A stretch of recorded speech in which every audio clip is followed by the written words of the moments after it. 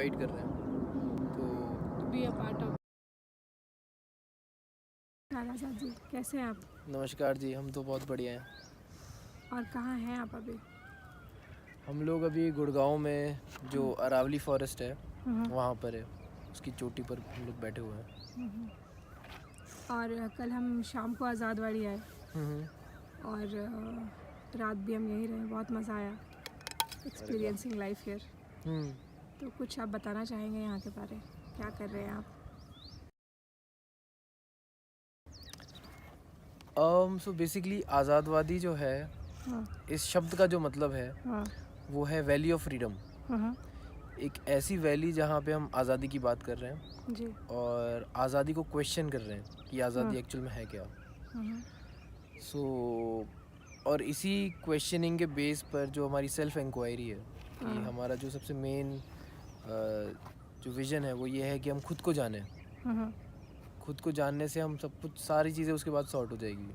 हाँ और इसके अराउंड बहुत सारे इनिशिएटिव्स हैं हमारे जो हम जिस पे हम काम कर रहे हैं। उसमें से जी एक इनिशिएटिव जो है वो फॉरेस्ट स्कूल है, हाँ जो ये समझता है कि कैसे जो जंगल है हमारे, हाँ जो फॉरेस्ट हैं, उनसे हम कैसे सीख सकते हैं। जैसे हम सालों से, लाखों सालों से हम सीखते आ रहे हैं। हाँ और जो स्कूल सिस्टम है, जो क्लासरूम्स हैं, तो वो कितना आर्टिफिशियल लेवल पे बने हुए हैं। और जो फॉरेस्ट है, अगर हम उसी को स्कूल मान लें हाँ तो लाइफ हमारी कितनी स्पीड से चेंज और ग्रो होगी। हाँ तो यानी कि अगर आपको एक पहाड़ी चढ़नी है हाँ तो आपको फिज़िकली स्ट्रांग होना पड़ेगा। जी मेंटल लेवल पे आपको बहुत ही प्रॉब्लम सॉल्व करने पड़ेंगे कि अच्छा मेरे को यहाँ से जाना है, वहाँ से जाना है। तो ऑटोमेटिकली आपके दिमाग का डेवलपमेंट हो रहा है, करेक्ट। ऑटोमेटिकली आपके घुटने अच्छे हो रहे हैं, नीज़ सब आपके जो एंकल्स है वो अच्छे हो रहे हैं, स्टेमिना आपको बढ़ रहा है। हाँ तो फॉरेस्ट में सिर्फ आने भर से ही ऑलमोस्ट 90% जो हमारा एजुकेशन है वो हाँ कंप्लीट हो जाता है। हम्म तो तो ये हमारा एक इनिशिएटिव है। उसके अलावा हम और भी बहुत सारे काम करते हैं हाँ और ये सभी जो काम है वो जुड़े हुए हैं कि हम कैसे हमारे समाज का जो है बेटरमेंट के लिए हम करें, हमारी अपनी आत्मा जो है हाँ उसकी बेटरमेंट के लिए करें। और जो जंगल है, हाँ कैसे हम जंगल को सुरक्षित रखें, साफ़ रखें, और किस तरह से हम अगर रीवाइल्डिंग के प्रोजेक्ट्स हैं तो वो कर सकें। तो ये हमारा बेसिक आज़ादवादी का पार्ट है। और एजुकेशन पे हमारा काफ़ी फोकस है कि हम एजुकेशन को री इमेजिन करें, रीथिंक करें, क्वेश्चन करें कि आज के टाइम में जो एजुकेशन हमारा चल रहा है हाँ वो कैसा है हाँ और वो कैसा होना चाहिए। हाँ अगर हम 40-50 साल बाद की अगर हम बात करें या 100 साल की बात करें हम, तो वो कैसा होगा, हम कैसा करेक्ट। फ्यूचर देखना चाहेंगे हमारे बच्चों के लिए, हमारे जो पेरेंट्स हैं उनके लिए। तो जी। और जब आप फ्यूचर के बारे बात करते हैं तो how do you see the future? कैसा दिखता है आपको? सो फ्यूचर जो है, अगर मैं अपने पर्सनल लेवल से बात करूं तो मुझे तो लगता है कि अम, मेरे आसपास कम्युनिटीज़ हों। मैं मतलब जो परिवार है वो पूरा रहे मेरे साथ में। और सिर्फ परिवार नहीं, परिवार के आसपास जो पूरा गांव बसता है, जैसे हम पहले रहते थे, जो कबीलों में रहते थे बोलो, या फिर जो गांव में रहते थे, तो एक बहुत क्लोज कनेक्शंस थे। करेक्ट। तो वो मुझे लगता है कि बहुत इम्पोर्टेंट रोल प्ले करता है। प्लस हमारे आसपास जंगल हो, मतलब मैं चाहूँगा कि जहाँ मेरा घर है उसके जस्ट पास में नदी बह रही है, जी तालाब हैं, पहाड़ियाँ हैं, जंगल है, बड़े बड़े पेड़ हैं, फल हमें वहीं से मिल रहे हैं, और खाना हमें, और सिर्फ हमें नहीं, हमने जो वो इकोसिस्टम क्रिएट किया है, या जो हम उस इकोसिस्टम में रह रहे हैं, वहाँ पे बंदर भी आ रहे हैं, शेर भी आ रहे हैं, सब कुछ आ रहा है वहाँ पे। तो कैसे वो इकोलॉजिकली हम एक साथ एक संपूर्ण रूप से हम जी सकें जी और खुश रह सकें, मतलब एट द एंड जो गोल है कि हम सब खुश रहें। तो इसी की तरह हम फ्यूचर और देखते हैं। देखिए यहाँ तो फिर भी ये पॉसिबल है, स्पेस है और जंगल है, लेकिन बहुत सारे लोग तो फ्लैट्स में रहते हैं और उनके लिए ऐसा लाइफ देखना इतना आसान नहीं होता है। तो हाउ कैन दे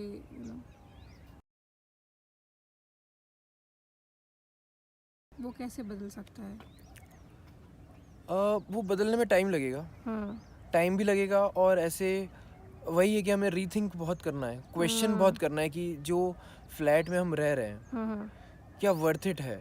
करेक्ट। जब आप अपने जो 5 तत्व हैं हमारे, अगर उसी से हम कनेक्ट नहीं हो पा रहे हैं, यानी कि अगर हवा ही आपके कमरे में नहीं आ रही है या आपके शरीर को छू नहीं रही है, तो वो आपको बीमारियां पैदा करने का एक स्रोत बन जाएगा। करेक्ट। अगर आप सनलाइट को नहीं एब्जॉर्ब कर पा रहे हो, या फिर अगर आप थोड़ी देर धूप में चलते हो और झुलस जाते हो, तो यानी कि नेचुरल लेवल पे आपकी बॉडी में बहुत सारी गड़बड़ें हैं। तो हमें बिल्कुल अपने आप को क्वेश्चन करना होगा कि क्या ये लाइफस्टाइल जो मैं जी रहा हूँ, कि ऑफिस जाना, अभी आप देखोगे कि कितने लोगों को बैक पेन होना शुरू हो जाता है, क्योंकि आपका शरीर बना ही नहीं है बैठने के लिए। इतने देर बैठे। हाँ, कुदरत ने हमें बनाया है दौड़ने के लिए, भागने के लिए, ऊपर चढ़ने के लिए, पहाड़ियाँ चढ़ने के लिए, एक्सप्लोर करने के लिए, और हमें पैर दिए ताकि हम लंबा लंबा ट्रैवल कर सकें।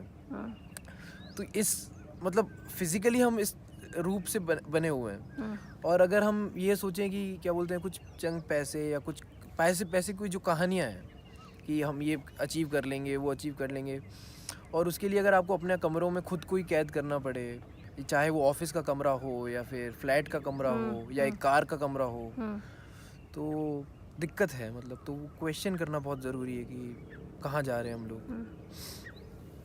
और यहाँ के बारे बताइए कि है ना कि बच्चे क्या क्या कर सकते हैं और कौन से एज के बच्चे यहाँ आ सकते हैं। बेसिकली यहाँ पर आज़ादवादी में हमने जो फॉरेस्ट स्कूल है वो सिर्फ बच्चों के लिए नहीं है। ओके। क्योंकि हमारे जो एक्सपीरियंस से हमें पता चला कि बच्चे तो ऑलरेडी ओपन अपना माइंड रखते हैं, वो नेचर से ऑलरेडी कनेक्टेड हैं, अपने आप से वो कनेक्टेड है। जो मेन फोकस जिस पे हमें करना है वो पेरेंट्स हैं। ओके।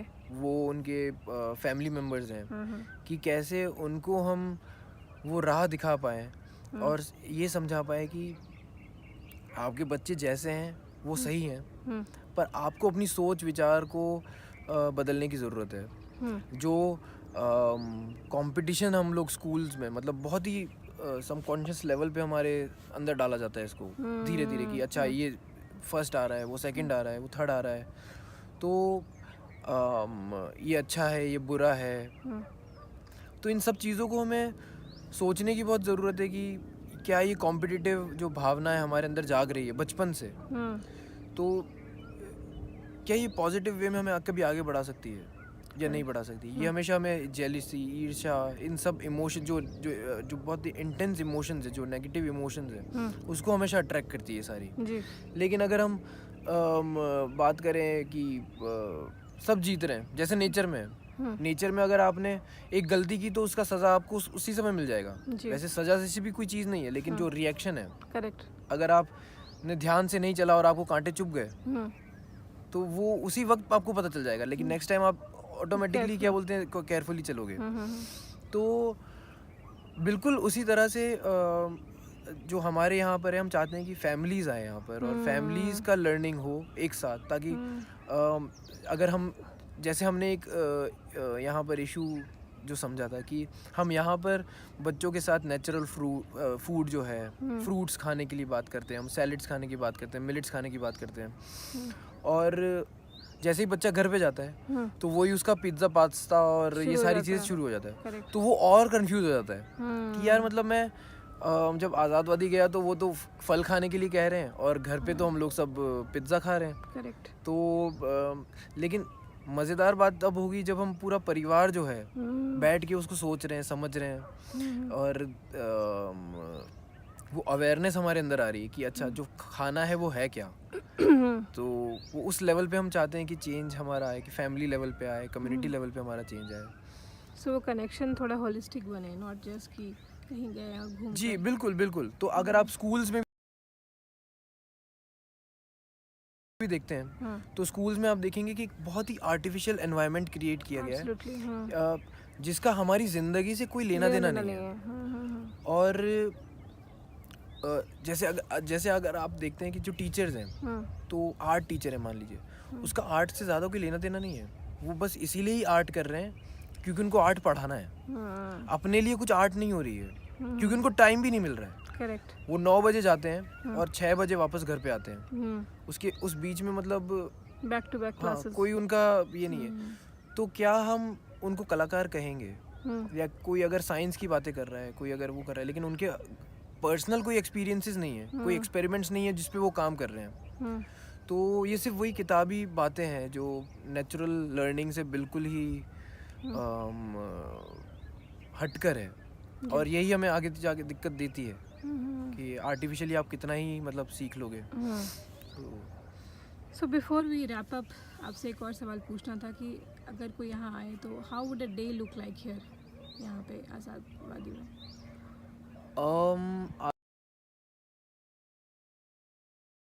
आज़ादवादी में जो है सुबह मतलब 3 बजे 4 बजे हो जाती है। और उसके बाद हम लोग मेडिटेट करते हैं।